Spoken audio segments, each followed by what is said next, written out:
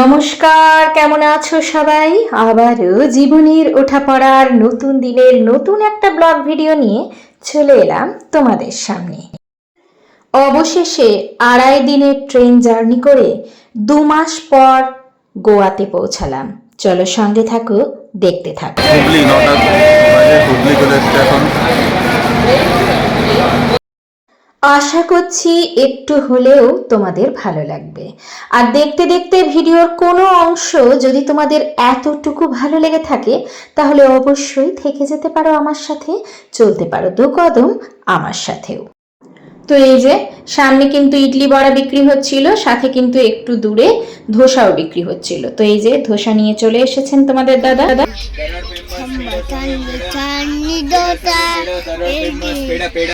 তো আজকে সকালে উঠে একটু চা আর বিস্কুট খাওয়া হয়েছিল, আর এই যে এখন কিন্তু ধোসা খেয়ে নিচ্ছি সবাই মিলে।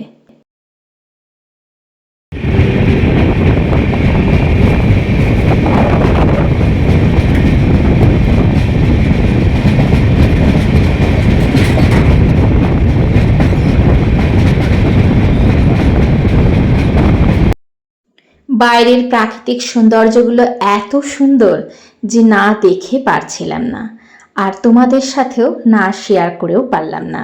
তাই তো মাঝে মাঝে বাইরের প্রাকৃতিক সৌন্দর্যটাও তোমাদের সাথে শেয়ার করে দিলাম। ইতিমধ্যে যদি তোমরা এতক্ষণ পর্যন্ত আমার ভিডিও দেখছো আর একটা লাইক দিতে ভুলে গেছো, তাহলে বলবো অবশ্যই লাইক দিয়ে ভিডিওটা কন্টিনিউ করবে। নতুন বন্ধুদের বলবো, যদি ভিডিওতে নতুন ভিজিট করে থাকো আর যদি একটু ভালো লেগে থাকে তাহলে অবশ্যই চ্যানেলটাকে সাবস্ক্রাইব করে দেবে, আর বেশি ভালো লেগে থাকলে বন্ধুদের সাথে শেয়ার করে দেবে। আর পুরনো বন্ধুদের জন্য রইল অনেক ভালোবাসা, সাথে নতুন বন্ধুদের জন্যও রইল অনেক ভালোবাসা। আমি জানি তোমরা সব সময় আমার পাশে আছো।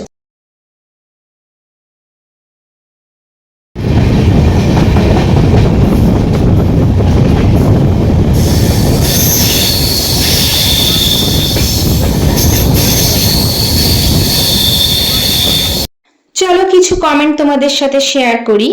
রূপা দিদি ভাই বলেছ, সমস্ত ঘটনা শুনলাম, বাচ্চার জন্য ওষুধ নিয়ে গেলে ভালো, বাবুর জন্য অনেক ভালোবাসা রইল।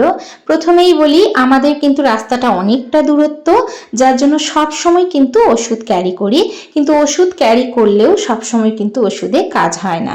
যাই হোক, ভালো থাকবেন, পাশে থাকবেন। উমা দিদিভাই বলেছেন, সব ঘটনা শুনলাম, যাই হোক শেষ পর্যন্ত কারোর হেল্প পেয়ে বিপদ থেকে রক্ষা পেলে এটাই আসলে ঈশ্বরের আশীর্বাদ, ওনাকে ভরসা করলে সব ঠিক হয়ে যায়। একদম ঠিক বলেছো দিদিভাই, এটাই হচ্ছে ঈশ্বরের আশীর্বাদ। আমরা যদি সব সময় ওনাকে ডাকি তাহলে অবশ্যই আমরা কিন্তু বিপদ থেকে মুক্তি পাওয়ার পথ খুঁজে পাবো। ভালো থেকো, রইল অনেক অনেক ভালোবাসা, রইল আন্তরিক শুভেচ্ছা। বিট্টু বিদেশে ব্লগ থেকে বলেছো, ছোট বিট্টু ট্রেনে চেপে খুব হাসি খুশি ছিল, হঠাৎ অসুস্থ হয়ে পড়লো। তুমি বোধহয় শুনতে ভুল করেছো। আমি যখন একদম ছোট ছিল, যখন ওর বয়স 1 বছর হয়েছিল বা হয়নি, তখনকার কথা বলেছি। এখন কিন্তু ও অসুস্থ হয়নি, সুস্থভাবেই গোয়া ফিরে এসেছি আমরা। ভালো থেকো, সুখে থেকো, রইল অনেক অনেক ভালোবাসা, রইল আন্তরিক শুভেচ্ছা।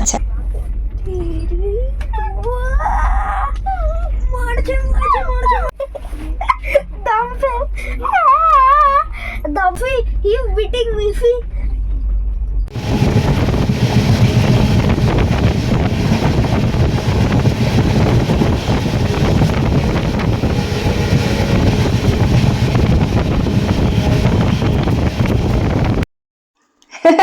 দেখতেই পাচ্ছ বাইরে সুন্দর প্রাকৃতিক সৌন্দর্য, আর ভেতরে কিন্তু ট্রেনেই চলছে যুদ্ধ। ট্রেনটাকেই ঘর বানিয়ে দিয়েছে আমার ছেলে।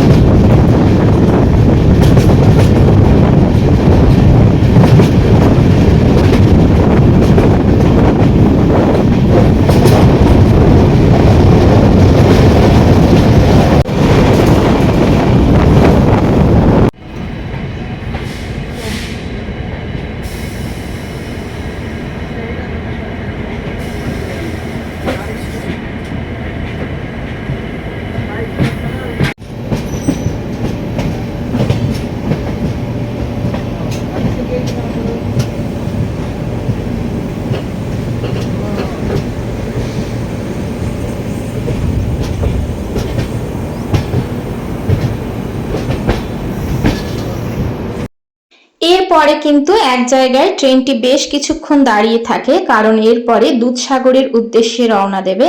আর তার জন্য কিন্তু দুটো ইঞ্জিন লাগানো হয়, যার জন্য একটু সময় লাগে আর কি। রিমা বলেছ, দিদিভাই ছোট্ট বাচ্চাদের নিয়ে ট্রেন জার্নি আসলেই অনেক বিপজ্জনক। যাই হোক দিদিভাই, সব মিলিয়ে অনেক ভালো লাগলো। এরপর কিন্তু আমরা আস্তে আস্তে দুধসাগরের দিকে এগিয়ে যাচ্ছি। রইল অনেক অনেক ভালোবাসা, রইল আন্তরিক শুভেচ্ছা বোন তোমাকেও। আসলেই কি সব জার্নি কিন্তু ভয়ানক, যদি সেরকম পরিস্থিতির সৃষ্টি হয়। তো যাই হোক, সৃষ্টিকর্তা আমাদেরকে সব সময় রক্ষা করবে, এটাই আশীর্বাদ কথা। অবশেষে চলে এসেছে সেই সুন্দর দৃশ্য। এই হচ্ছে দুধসাগর। যদিও বর্ষাকালে এটা দেখতে আরো সুন্দর লাগে। এই যে খুব সুন্দর, ওপর থেকে কিন্তু একদম সাদা দুধের মতো ঝর্ণা নিচে পড়ে, আর সেটা খুব সামনে থেকে আরো ভালো করে বোঝা যায়। তো এই ট্রেনটায় কিন্তু একমাত্র গোয়া যাওয়ার সময় দুধসাগরটা দেখতে পাওয়া যায়। গোয়া থেকে আসার সময়ও কিন্তু দুধসাগর তোমরা দেখতে পাবে। এই হচ্ছে সেই দুধসাগর, যেটা খুব সুন্দর লাগে যাওয়ার সময় দেখতে। যদি বেশ কিছুক্ষণ দাঁড়িয়ে থেমে তোমাদেরকে সৌন্দর্যটা দেখাতে পারতাম তাহলে বোধহয় আরো ভালো লাগতো, কিন্তু উপায় তো নেই বলো। ট্রেন থেকে নেমে দেখাতে তো আর পারি না। যেটুকু দেখলাম সেটুকুই তোমাদের সাথে শেয়ার করলাম। অবশেষে কিন্তু পৌঁছে গেছি।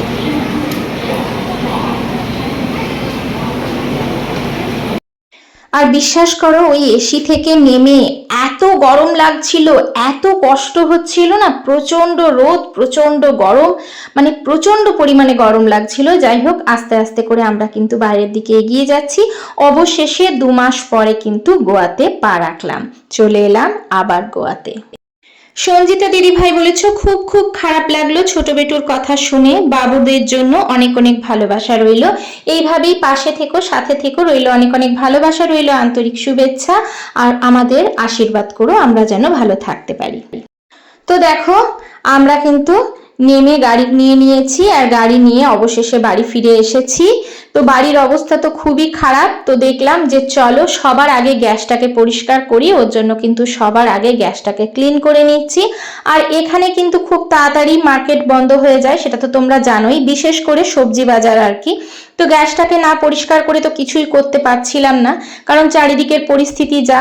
আর কি বলতো, বাইরে তো যাই হোক ট্রেনে টুকটাক খাওয়া হচ্ছিল, ওই জন্য আর বাইরের খাবার খাওয়ার মতো ইচ্ছে আমার নেই। আর আমি খুব একটা বেশি পছন্দও করি না, তার জন্য কিন্তু বাড়িতেই কিছু টুকটাক বানিয়ে নেব। আর এদিকে দেখো বাইরের পরিবেশ তোমাদেরকে শেয়ার করছি। একটু একটু বৃষ্টিও কিন্তু পড়ছে আজকে। লিয়ানা বনু বলেছ, যাই হোক দিদি, এখনো পৃথিবীতে অনেক ভালো মানুষ আছে, সাবধানে থেকো দিদি। বাচ্চাদের নিয়ে জার্নি করতে খুব কষ্ট, বাচ্চাদের খেয়াল করতে হয়, সাবধানে থেকো। যাই হোক, তোমরা অবশেষে পৌঁছাতে পারলে। হ্যাঁ, আমরা অবশেষে পৌঁছাতে পারলাম।